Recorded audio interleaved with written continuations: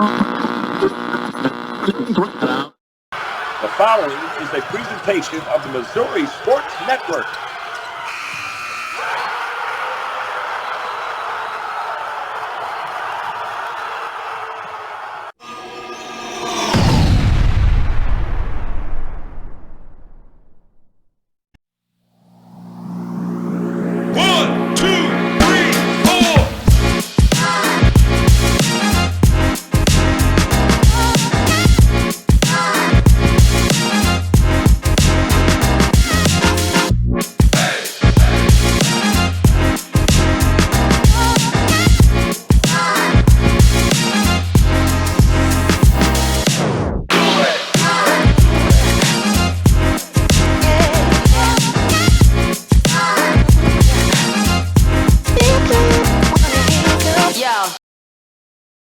Welcome back, everyone.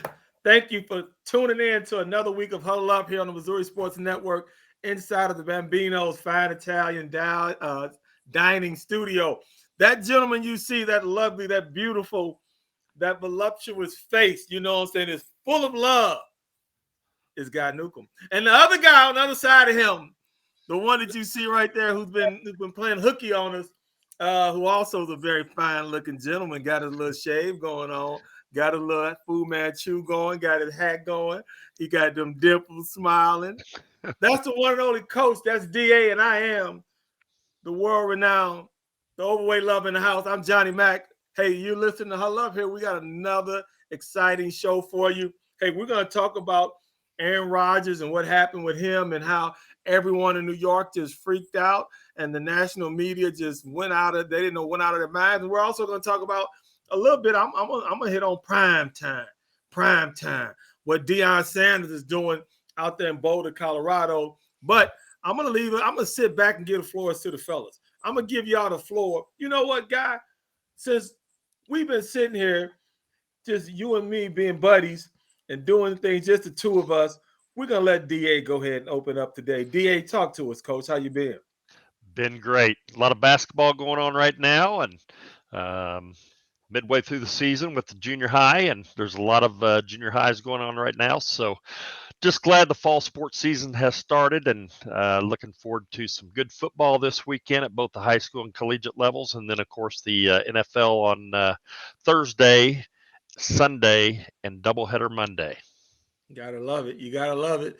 Guy, how you been? I know you're a little bit under the weather. I know you look like you're under the weather, but how you been, big fella? Talk to me. I've been good. I just struggling with a few things here, but maybe some allergies or something going on. Been sitting outside too long, but I'm ready for the baseball season to be over. The Cardinals clinch with their 63rd win, so they ain't going to lose 100. And Waino gets his 199th, so I'm good with that. But I'm ready for the off season. You know, speaking about the Cardinals and the off season is coming quick enough for them.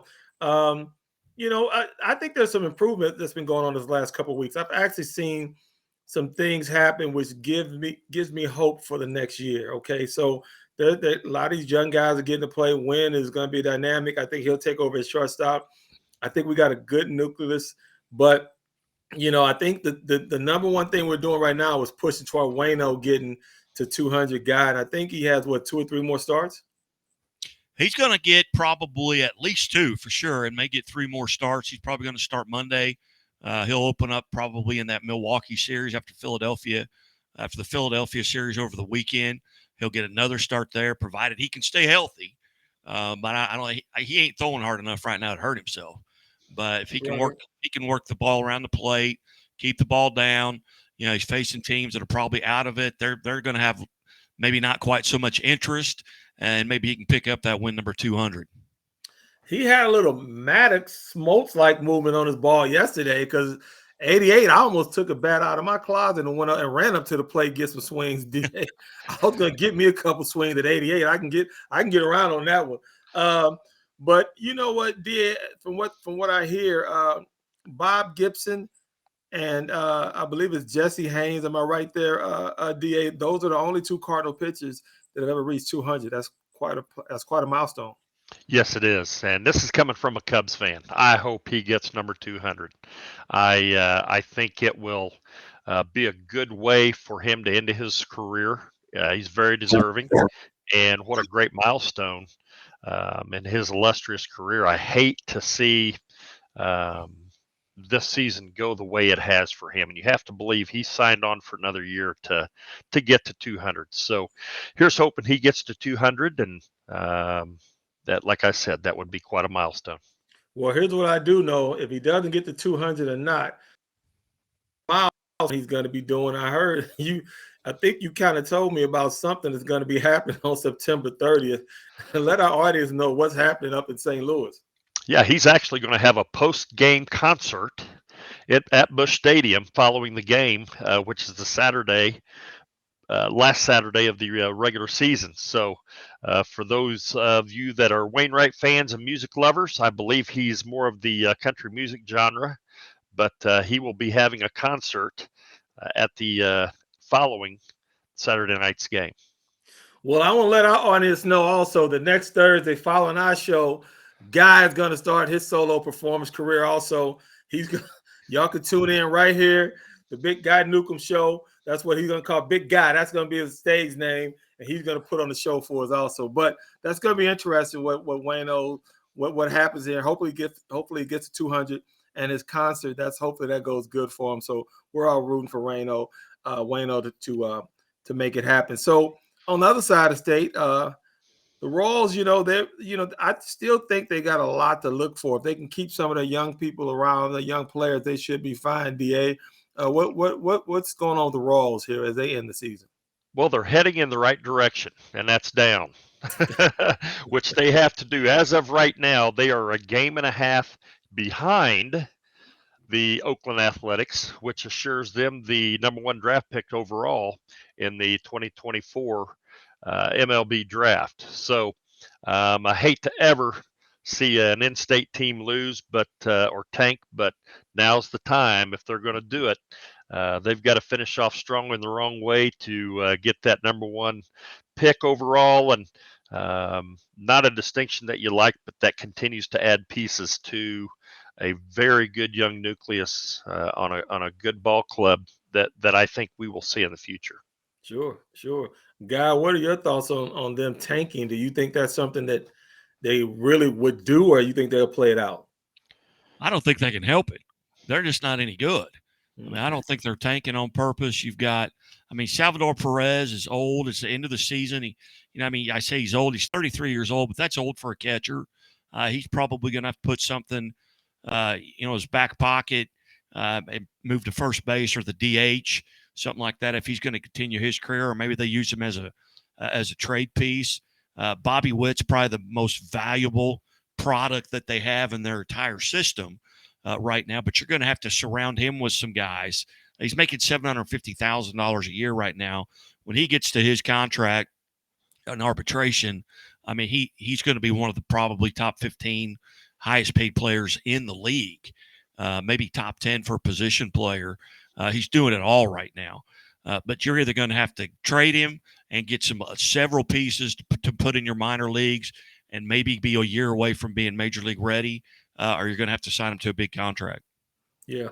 Well, I tell you what, if you're a Cardinals or Royals fan, you're just singing the blues. But what you do have in the state of Missouri is the Kansas City Chiefs, and you also got the Mizzou Tigers and Missouri State Bears and all our other colleges here in the great state of Missouri. So when we come back, we're going to jump into some topics that are kind of more of an interest to me right now, since the Cardinals are out of it, which is college football. And we'll talk about the Bears and how they underachieved and did not perform up to what I thought they should have walked away with a win down in Tennessee. And we'll also talk about Mizzou and what they got coming up next against Kansas State this week. So don't go anywhere. We'll be right back. That's Coach. That's Nuke. I'm Mac. This is Huddle Up on Missouri Sports Network, inside the Bambino Fine Italian Dining Studio. We'll be right back. The Walnut Street Inn is located in the heart of Springfield on historic Walnut Street, just blocks away from the Missouri State Campus, Hammons Field, Great Southern Arena, and downtown Springfield. The Walnut Street Inn features newly remodeled rooms, breakfast served daily, and a friendly, accommodating staff. The Walnut Street Inn is also a great venue for private events. Book your stay or get more information at walnutstreetinn.com or call 417-864-6346.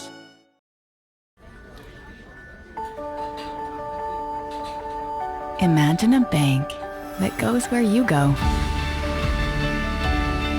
creating seamless solutions for every step in your financial journey, allowing you to manage your money the way you want to, with a banking relationship that makes every day extraordinary.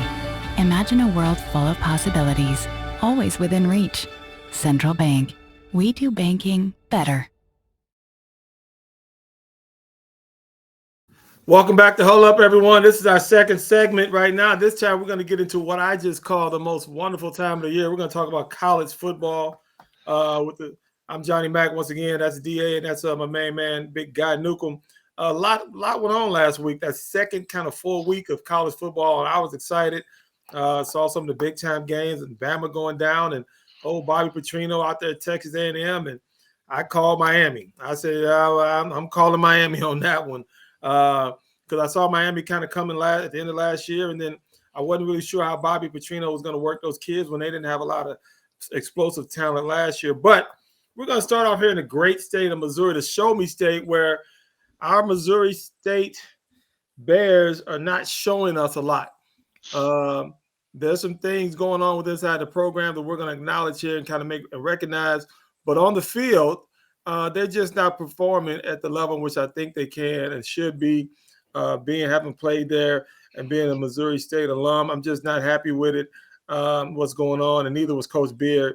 But football's not the end-all and be-all. There are a lot of other things in life that we need to recognize, and our health is being one of them. And, Guy, what's the latest update on a Bear who's going to have to fight a battle here? Well, Connor Laird, is a West Plains graduate, was highly recruited coming out of high school, especially at the FCS level, second year, I believe, at Missouri State. And this week he was diagnosed with cancer. So he's got a fight in front of him. He is en route, he and his family en route to Memphis. He's got to go through a bunch of scans and figure out what level it's at.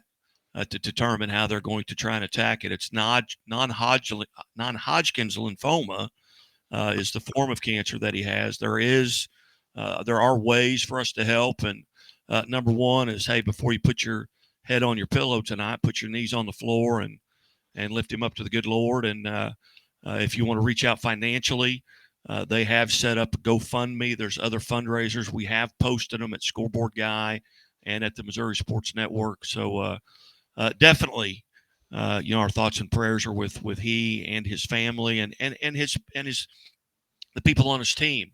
Very likable kid. I'm sure that they're struggling with this as well, his teammates. So thoughts and prayers out to the Bear family and his family in particular. Well, let's hope for the best. I mean, I don't want to feel like, we buried him or put him under the ground. Let's hope for the best. Let's pray that he comes through this, and we'll, pray for all those out there that are sick and a need for healing. But we can all do that. That's what we can do, right, Coach? We can at least do that, right? Exactly. Thoughts and prayers to the young man's family and his battle ahead. And let's hope soon we're talking about him being back on the football field and kicking cancer in the behind. Absolutely. Absolutely. Well, with that being said, we'll jump right into what I consider some of the lowlights. I'm sorry. It's unacceptable to me. I'm sorry. These are some games when you put on the schedule that you say, hey, I can win this game. I wouldn't put this game on the schedule and count this as an L. And to underperform the way we did is just very disheartening. The Bears got to figure it out. They got a bye week this week, but they got to figure it out. They ended up losing to Tennessee Martin 38-31, in a game which they were down by 17 at halftime. Tell me about some of the stat lines and some of the things you saw that maybe you could say, hey, here's what we can look forward to and them improving and being better at. Well, I tell you, they kind of flipped the script from a week ago when they played, a Power 5 team in Kansas, where in the first half they were down 17-10, but they played well in that first half, and they get off to a slow start here, and they go down 24-7 at the half. Then they climb back in it, tie it up at 24. Then they tie it up again at 31, and then they just run out of time. They get beat 38-31. As you look at, Jacob Clark was 23 of 42 with 3 touchdown passes and no interceptions. Now, Jordan Pachot comes in and he goes 4 for 8 and does throw an interception. But Jacardier Wright, 57 yards on the ground. Jacob Clark, 38 yards on the ground. That's just not enough yards on the ground. That you've got to have somebody that's going to get to that triple digit. Someone is needs to get to 100 yards rushing, and that'll open up the passing game. But with the passing game that they had, Clark throwing for 332 yards, you thought that would open some stuff up, but obviously they're still struggling at the offensive and defensive line. Because they only gained 131 yards and they lost 20, so only net 111 yards as a team. That's got to get better. But they've got Dixie State coming in, or formerly Dixie State, after the bye week. That's a game they should win. But you kind of felt like going into this one, this is a team they beat last year. You thought, hey, we're going to win this game. And then, to get behind the 8 ball like that 24/7, that's just digging yourself a hole it's hard to get out of. Coach, and I know, without a defensive offensive line, it's not happening. I don't care how explosive you might be on the outside. I don't care how strong arm your quarterback is, how good he is seeing the field. Without an offensive defensive line, Coach, you're in trouble. That's right. Starts with the big uglies in the trenches, and they can't protect the quarterback and can't create holes for your running back. It's gonna be a long night. A lot of new faces on the coaching staff, a lot of new skill position players. It may take a little while for them to find their identity. You hope that they can do that this week with having a bye week. They've got film to look at now. They know their strengths and weaknesses, and maybe they can scheme toward that a little bit, try to hide their weaknesses, and really try to expose their strengths. But they've definitely got work ahead. And I'm sure that Coach Beard and the crew will hopefully have these boys ready to play after a bye week. I agree with you. I think he will. I think he will. I think he'll turn around at least for the next game. But I tell you what, we're sitting here at 0-2, and we're feeling down. And there's a team in Columbia that's 2-0, and they're not feeling. They're kind of feeling down themselves.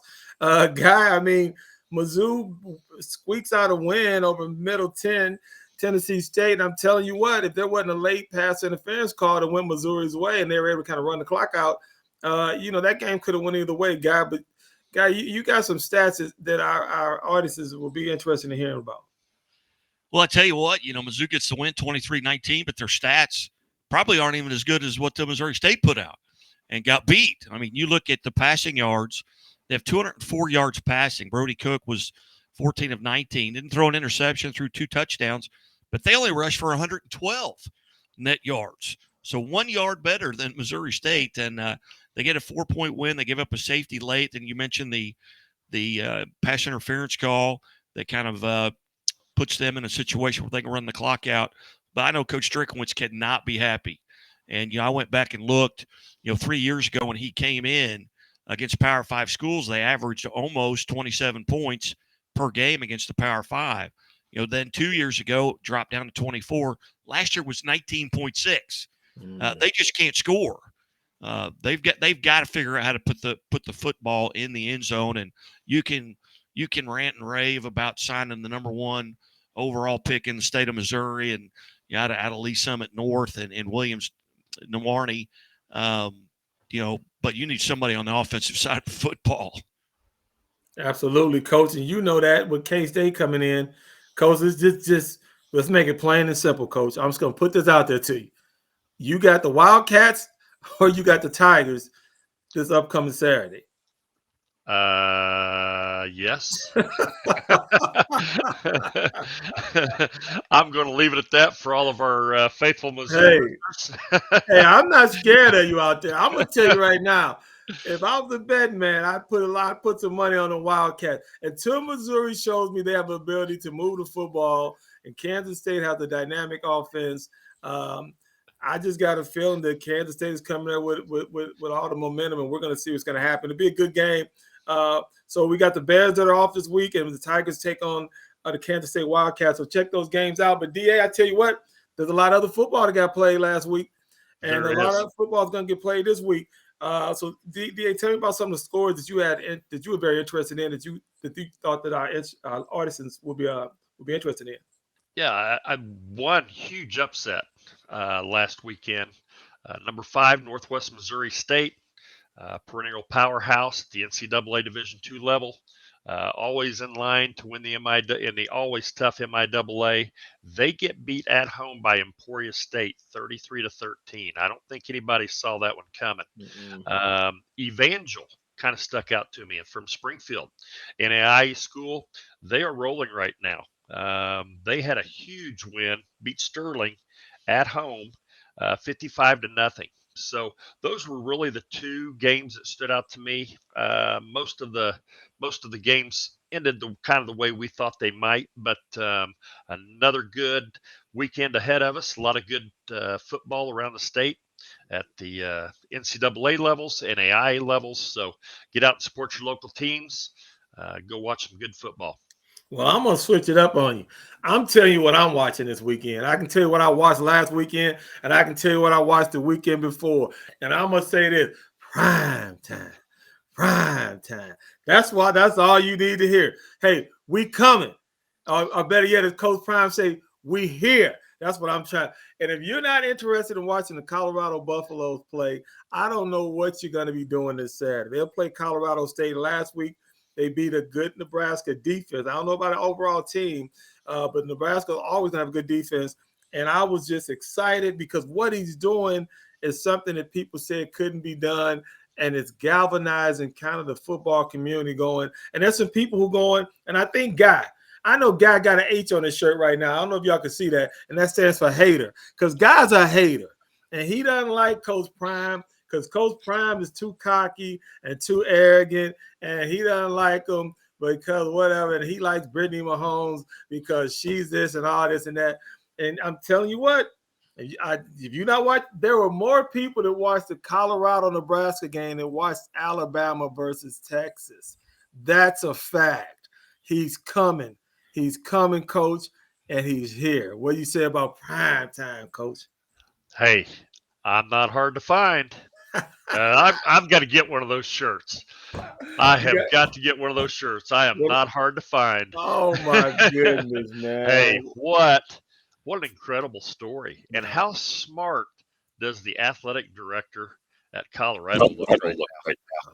Holy cow, they're bringing in money, hand over fist, and they're almost like a circus sideshow right now. I mean, it is a lot of fun to watch.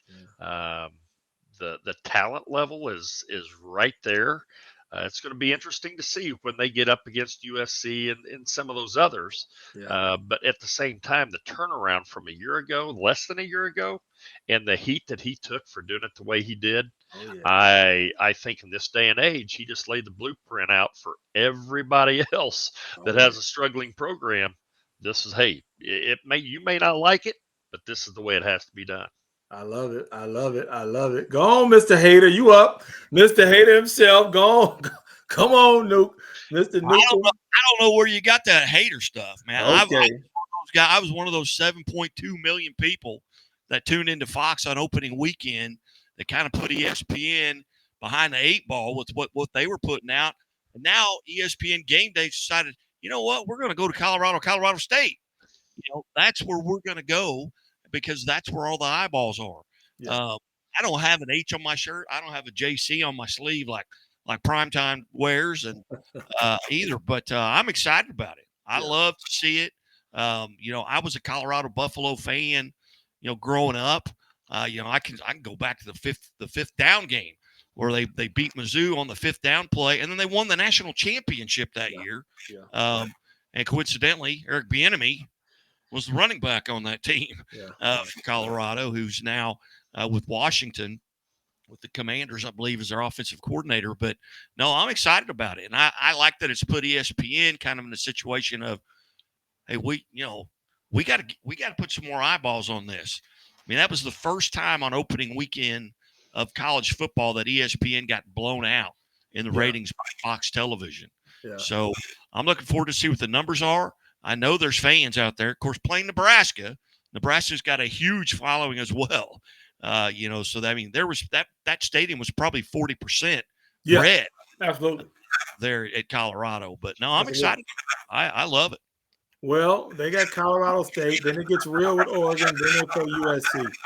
And if they're undefeated when they play USC, look out, boys. It is going to be something to see. Chevy Silverado. It's got the power you want and the capability you need to do the job, so you can get to the important work. Find new moments, find new roads. Get a $500 cash allowance on all 2022 Silverado pickups with a 2.7-liter turbo engine. Plus, unlock your code to claim $500 Chevy CyberCash. Visit ChevyCyberCash.com today. We believe banking should make your life greater. It starts with affordable options to meet today's needs and tomorrow's dreams. From smart account options that fit your style to flexible loans for what comes next. It means convenient ways to access and manage your money whenever you need it and wherever you're headed.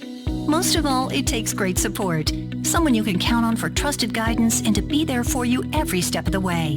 Great options, great convenience, great support for life. Great Southern Bank, understanding what really matters.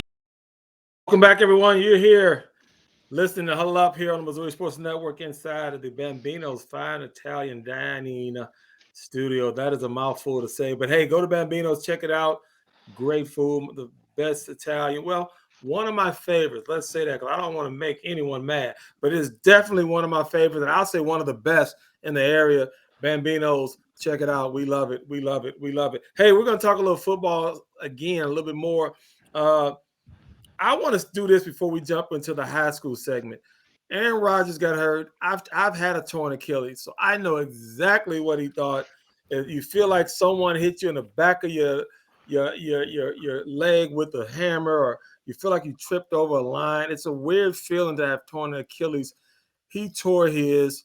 The Jets are now just in an uproar, but I think they'll rebound and play pretty good under Zach Wilson. What do you guys think?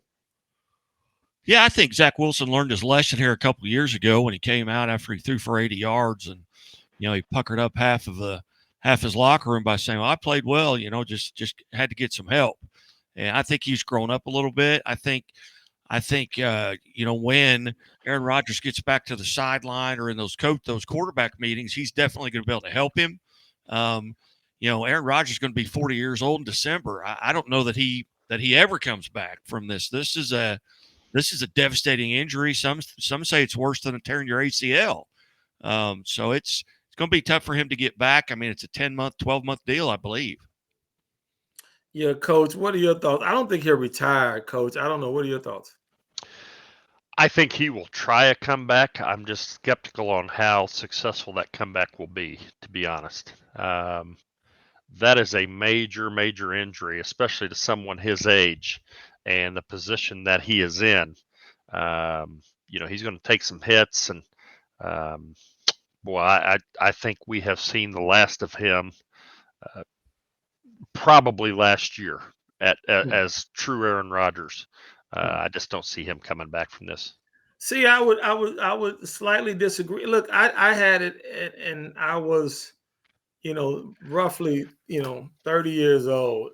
So it wasn't, I still had some years under my belt, but I wasn't at that age now, of course. But after 7 months, everything seemed to be normal. And after 9 months, I was up playing basketball, and that was, 20 years ago. So I mean, I'm thinking, I'm not really sure with the way the medicine is now and technology. I'm thinking he'll come back. I just, I don't know if it's worse than ACL. I've never torn an ACL. Don't want to tear an ACL. I have an MCL tear, but we'll see. But with that being said, I wanted to make sure our viewers kind of chimed in. I wanted you to hear our thoughts on that.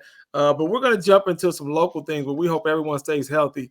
Some high school football. Like I said last week, there were some games that kind of went status quo, some games where I didn't see it coming. One of them that I got a chance to watch was Kickapoo kind of getting manhandled by Lebanon. But, Guy, I know people after the first week of the season, everyone thought Webb City was gone, but I think they were wrong about that. What do you think, sir? Yeah, the reports of their demise were greatly exaggerated. You put that Cardinal on your helmet from Webb City, that's worth 2 touchdowns. They're going into Republic. Republic beat them, ended their season a year ago down at Webb City in the district championship. And you kind of felt like Republic going into it may have had the edge there. But no, Webb City comes out. They put up 42 points and they win 42-21. Now they've got a big challenge in front of them this week because they're playing Joplin, who's ranked in Class 6. They're also undefeated. That's going to be for right now, who will be in first place along with the Nixa Eagles and undefeated there in that COC. So that's a big game coming up this week. Lebanon, they just have an offensive line. They're body movers. They're earth movers. They'll rush for 300, 400, 500 yards a game during a season. And Coach Will Christian's been doing it there for a long time. He's been doing it the right way. One of the class acts in high school football and in the state of Missouri. But so I look for them. They take on a Bolivar team this week. Who would have thought? After the years that Bolivar has struggled with not only getting wins but getting players out. And now Jamie LaSalle's got them on the right track. They're 3-0. Granted. One of those wins is Parkview, who's really going to struggle this year, but they beat West Plains in week 1. They shut out a Rolla team 35-0 in week 2, and then they get Parkview this past week. But it's going to be a tall test for them to beat a Lebanon team. But that could put the Ozark Conference on its head if that does happen. But there's a lot of games that went on. I mean, Penny defeats Lawson, which is a Northwest Missouri rivalry game, 30-27. And how about Lutheran North? I mean, they have beat in back-to-back weeks. They beat defending state champions. DeCary Hollis, their quarterback, had an unbelievable week this Friday night against Francis Howell, who's the defending Class 5 state champion. Combined for 518 yards and 4 touchdowns in that game. So looking forward to what they do, and they've still got some decent teams in front of them, including a Maryville team that's on their schedule. Maryville's awful good, but just looking forward to this weekend. Fairgrove gets some votes. They're going to take on the undefeated Forsyth team. It was a 1-point game a year ago, 45-44 Fairgrove and Forsyth. So that's a big game this weekend as well. Yeah, you gotta love it. You gotta love what's going on here in our state with some of the rivalries going on. Coach, I know we got the polls up, and so what you got? Who you got? What you got on who you got?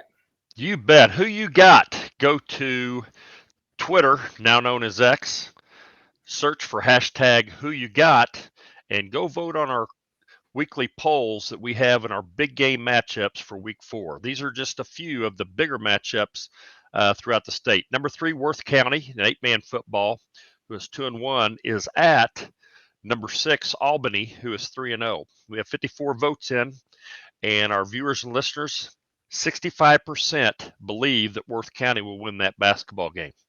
Another huge matchup, Class 2. Number 1, Lamar, who is 3-0, plays number 3, Class 3, number 3, Seneca, who is also 3-0. Out of 160 votes, 65% believe that Lamar will win that contest. St. Pius X, number 2 in Class 3, is at Class 3, number 5, Maryville. 166 votes, 70% believe that St. Pius X will win that battle. Hey, Coach. Yes, sir. You can call him St. Pius X. St. Pius X. Yeah. All right. St. Pius X 10. X. I like X better. All right. St. Pius X. Cardinal Ritter, who is number 1 in Class 5, plays Jeff City Helias, who is number 4 in Class 5. 117 votes, 68% believe that Cardinal Ritter will win that game. In Class 5, number 3, Green Valley, who is 2-1, is at Class 5, number 6, Platte County, who is 3-0.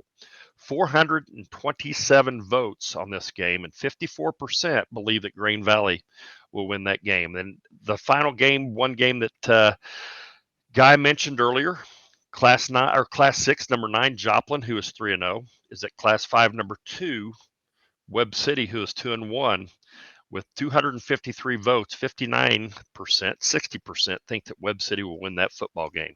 Once again, go to Missouri_sports on Twitter. Type in hashtag who you got, go vote. I love it. I love it. I know who I got. I got you two as being two of the finest gentlemen I've ever been around in my life. I tell you that. Hey, Nuke, tell us a little bit more about what's going on next Monday out at Bambino's out there off Battlefield in Lone Pine. Yeah, Bambino's Cafe. They host a quarterback club luncheon. It's been around 85 years. Come on out. It's $12. It's an all-you-can-eat buffet style luncheon. Lots of coaches come in. A lot of retired coaches. Coach Rowe, he hasn't missed since I've been going for 13 years. I don't think he's missed any of them. My dad doesn't turn down a meal, so he's always there, and it's tremendous food. Last week we had Mount Vernon head coach Tom Cox was in. John Perry from Nixa. He is worth the price of admission. He is very entertaining, talking about his football team. Had Kirk Elmquist, and Derek Barnes was there with Labor's Local 663, Liuna.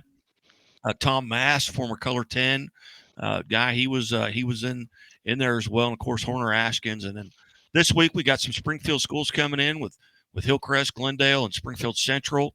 Will be there. Ozark, I believe, will be there this week as well, and Evangel. Coach Heppola, he's been a very loyal supporter. Of course, he's going to come in hopefully 4-0 when he shows up on Monday, but come join us at noon. The coaches begin speaking at noon. I might get there. You might get there 11:30, 11:45. Get your seat, get where you can see, and get your food, and we'll go from there. I love it. I love it. I love it. Well, Coach, what's your weekend look like, brother? You got big plans? Yes, sir. I've got a basketball game Saturday night at the Marion C. Early Junior High Tournament. Should be a dandy. And then I'm planning on sitting back, kicking back, watch a lot of football this weekend. I love it. I love it. I love it. I think that's what we're going to do this week. I think we'll all enjoy some good football, high school, college, and all our other fall sports here in the Ozarks. Hey, thank you once again for listening to Huddle Up here on the Missouri Sports Network inside the Bambino's Cafe studios. Hey, we'll be right back next week, so don't go anywhere. You can just keep your TV or your radio or your computer, keep it right where it is. We'll be right back. You can just leave it up there. Just put us on pause. Put us on pause and look at our faces, because we've been having a little bit of technical difficulties, but we should be all right.